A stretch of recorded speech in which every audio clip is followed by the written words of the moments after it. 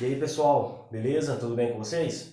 Então, gente, vamos hoje a mais uma aula de química inorgânica. A gente viu em outras aulas já ácidos, bases, sais e hoje é o dia de a gente começar a ver os óxidos, tá bom? Pessoal, nós vamos ver algumas classificações de óxidos, né? Lembrando sempre o nosso estudo de ácido, de base, isso aí vai ajudar a gente a entender melhor os óxidos, tá bom? Então, pessoal, esse aqui são as seis classificações de óxidos que a gente vai ver hoje. Beleza, pessoal? Então, né, nessa mesma ordem aqui, nós vamos ver os óxidos ácidos, os básicos, os neutros, os anfóteros, os duplos ou mistos e nós vamos ver também os peróxidos. Então, vamos começar pelos óxidos ácidos. Então, os óxidos ácidos, pessoal, eles também são chamados de anidridos ácidos. Por que anidridos? Vamos lá. A palavra anidro, ela significa sem água. Então, quando você tem alguma substância que ela é anidra, alguma coisa assim, é porque ela está sem umidade, ou pelo menos assim, retirar o máximo de umidade que for possível. No caso dos óxidos ácidos, a gente pode chamar eles de anidridos ácidos. Por quê? Você imagina um ácido e você retira a molécula de H2O nele. Se retirando, né, essas moléculas de H2O dele, ele ficar sem nenhum hidrogênio, aí você vai ter um óxido ácido. Ou seja, se esse óxido reagir com a água, o que vai acontecer? Ele vai formar um ácido. Então vamos acompanhar comigo de novo. Você tem um ácido, como por exemplo, o ácido sulfúrico. Vamos acompanhar comigo. H2SO4. Se eu retirar uma molécula de água dele, eu vou tirar duas de hidrogênio, ou seja, eu vou tirar os dois hidrogênios que está ali, e eu vou tirar mais uma de oxigênio. Então, se eu retirar duas moléculas de hidrogênio mais uma de oxigênio, eu vou ter como resultado o SO3, trióxido de enxofre. Beleza, pessoal? Então, aqui ó, é um óxido retirado de um ácido. Quando eu tenho essa característica, né, ele é um óxido ácido. Se eu reagir ele com água, ele vai voltar a absorver aquele H2O, vai ficar do jeito que estava antes, né? Ele vai formar um ácido, né? Um ácido de novo. Assim, por exemplo. Beleza? Aqui é interessante explicar uma coisa. Alguns óxidos, eles podem, em alguma queima, alguma combustão, por exemplo, se eu tenho no combustível contaminantes ali de enxofre, esse enxofre ele vai ser liberado na atmosfera como esse óxido aqui, beleza? Aí em contato com a água na atmosfera, eu tenho a chuva ácida. É um dos gases aí responsáveis pela chuva ácida também. Então aqui ó, já uma parte ambiental aí de como que a chuva ácida ela pode ocorrer. Não só de combustíveis, mas assim de alguns vulcões também vão liberar gases que depois eles também podem voltar para a Terra como uma chuva ácida. Beleza? Lembrando aqui, ácido mais base, eu vou formar sal e água. Um óxido ácido mais uma base, eu também vou ter eu também vou formar sal e água. Vou colocar um esquema aqui para vocês. Tá aí, pessoal, um óxido ácido reagindo com água vai formar um ácido. É igual o exemplo que eu acabei de dar do trióxido de enxofre reagindo com a água formando o ácido sulfúrico. Se eu reagir um óxido com uma base, ele vai formar sal e água. Repara que aqui ele vai estar fazendo uma função como se fosse do ácido, né? Porque um ácido mais uma base vai gerar sal e água. Vamos dar um exemplo? Então aqui o trióxido de enxofre reagindo com o hidróxido de sódio, formando aqui ó, o sal. Aqui eu tenho o sal e tenho uma água. Já está balanceada a equação. Então agora nós vimos a primeira classificação de óxidos, né? Ainda em tempo, né, de explicar o que? Óxidos, então, sempre são substâncias binárias, ou seja, ele sempre vai ter dois tipos de elementos. Esses elementos podem variar a quantidade. Por exemplo, o oxigênio, que eu tenho três dele, poderia ser dois, né? Se fosse um elemento diferente na frente, não, o enxofre poderia ser um só. Ele sempre vai ter dois elementos apenas, beleza, pessoal? E um desses elementos sempre é o oxigênio, onde o oxigênio sempre é o elemento mais eletronegativo, ou seja, ele vai ter uma atração de elétrons mais forte do que o do elemento com o qual ele vai estar ligado.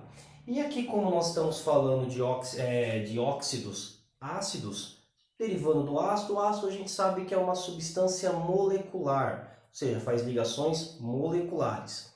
Então, os óxidos ácidos, eles vão ser formados por ligações moleculares, tá bom, pessoal? Agora vamos continuar a classificação dos óxidos e vamos partir para a segunda classificação, o segundo tipo de óxido. Óxidos básicos, então. Você usa um óxido básico e você reage ele com água, você vai ter uma base.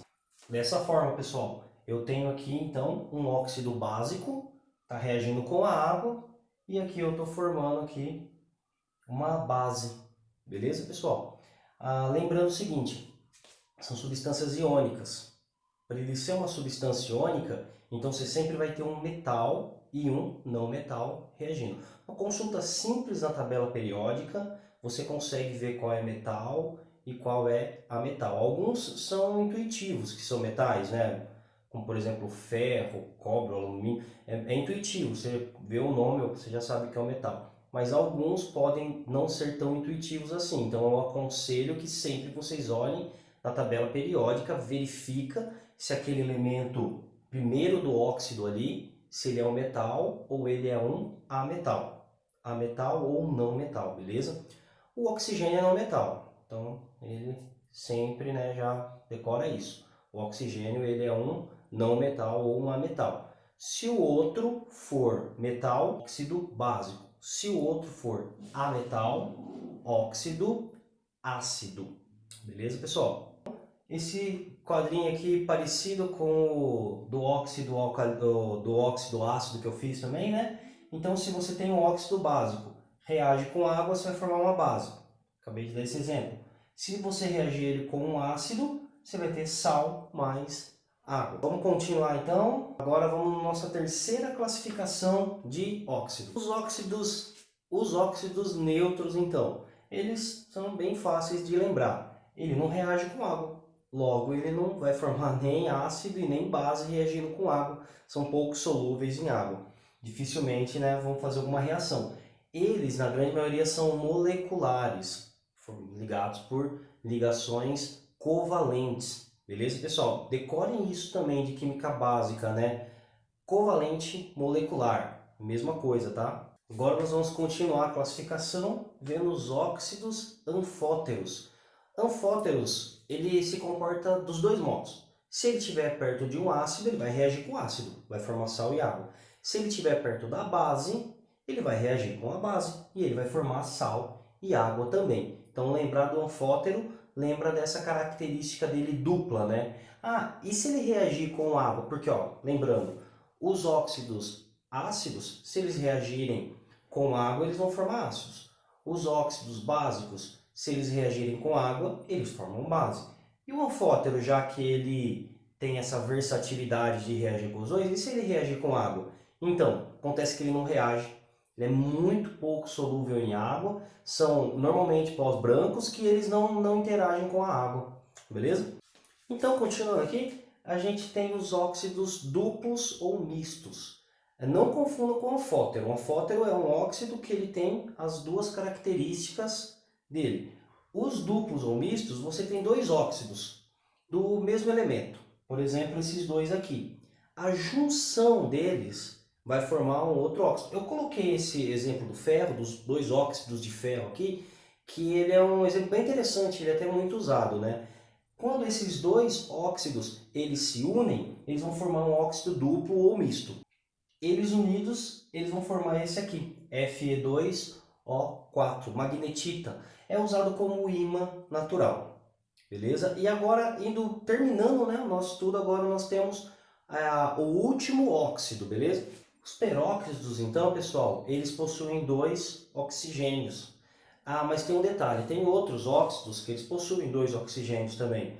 Por exemplo, o dióxido de carbono. Só que eu tenho carbono no meio e eu tenho os dois oxigênios do lado.